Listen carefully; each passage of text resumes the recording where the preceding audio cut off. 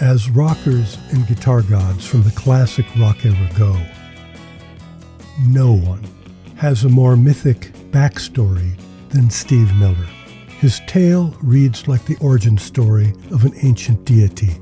Legendary associations are everywhere, and like Buddy Holly's final tour, it all begins in Milwaukee.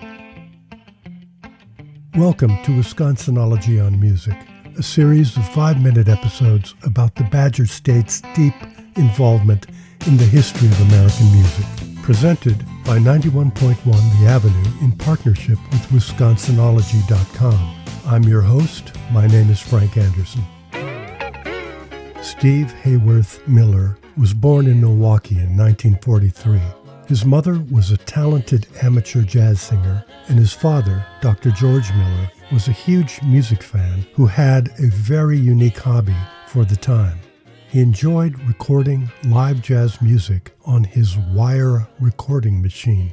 It was through this hobby that George Miller became best friends with Les Paul and Mary Ford, the ultimate hitmakers of the early 1950s and Wisconsin's greatest all-around musical contribution to the post-war world. And by the way, that is saying a lot. Les Paul, the inventor of all modern sound recording techniques and a name already synonymous with the electric guitar, became Steve Miller's godfather and lifelong advisor in all matters music. He gave little Steve, age 5, his first guitar lesson. Here's a clip from the Steve Miller archives of 5-year-old Steve talking to his godfather, Les Paul, as recorded by his father, George Miller. You want to know something? You got a good voice there. I like it very much. We all like it, didn't we? I think so. Steve, you're really going to go places.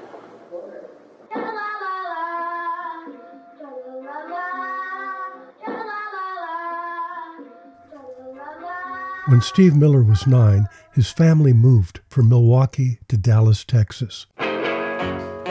George Miller now had an early reel-to-reel tape recorder, and he was recording the great Texas rhythm and blues and jazz musicians of that time.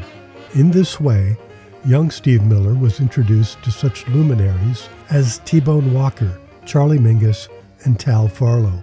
Think of it, you're a 10-year-old guitar player, and your first 2 guitar teachers are Les Paul and T-Bone Walker.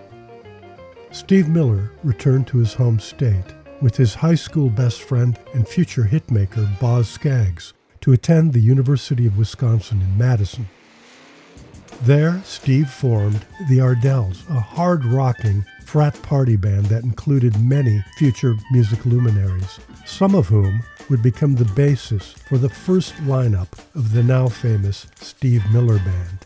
Through it all, Steve and Les kept in contact, and Steve, through the tutelage and sometimes electronic know-how of his famous godfather, was able to do and be aware of many important things that other musicians of the time had little knowledge of or inclination towards. Things like negotiating record contracts, knowledge of how music publishing and royalties work, and, maybe most important, building your own home recording studio, which is exactly what Steve did. The basic tracks of all of Steve Miller's big 1970s hits were recorded at his home in Novato, California. Our tale of master and apprentice ends in Waukesha, Wisconsin, at the funeral of Les Paul in 2009. The greatest musical giant of the 20th century had passed away, and Steve was there to handle the deluge of interview requests that came from all over the world. In a statement reminiscent of the directness and simplicity of the way Les Paul, and through him, Steve Miller, arranged a pop tune, he stated, "Les Paul was a great spirit.